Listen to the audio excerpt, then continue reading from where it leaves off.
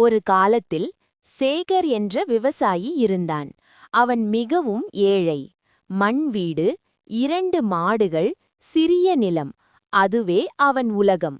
ஆனால் அவன் மனைவி சித்ரா மிகுந்த பொறுமையும் புத்திசாலித்தனமும் கொண்டவள்.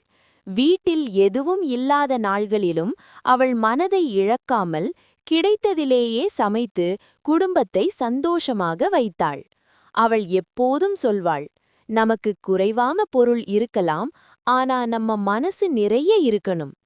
ஒரு நாள் கடும் மழை பெய்து சேகரின் பயிர்கள் அனைத்தும் அழிந்துவிட்டன. சேகர் மிகவும் மனமுடைந்தான். இப்போ நம்ம வாழ்க்கை எப்படி என்று கவலையடைந்தான்.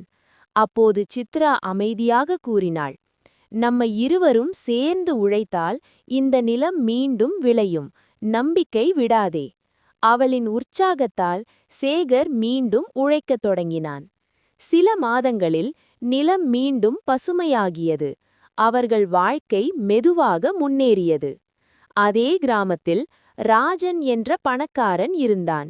அவனுக்கு எல்லாம் இருந்தது. ஆனால் அவன் மனைவி லதா எப்போதும் குறை கூறுபவள். சிறிய பிரச்சனை வந்தாலே சண்டை, நிம்மதியில்லை. ஒரு நாள் ராஜன் சொன்னான், என்னிடம் எல்லாம் இருக்கிறது, ஆனா மன அமைதி இல்லை. அப்போது அவன் சேகரின் வீட்டை பார்த்தான். சிறிய வீடுதான், ஆனால் சிரிப்பு, நம்பிக்கை, அன்பு நிறைந்தது.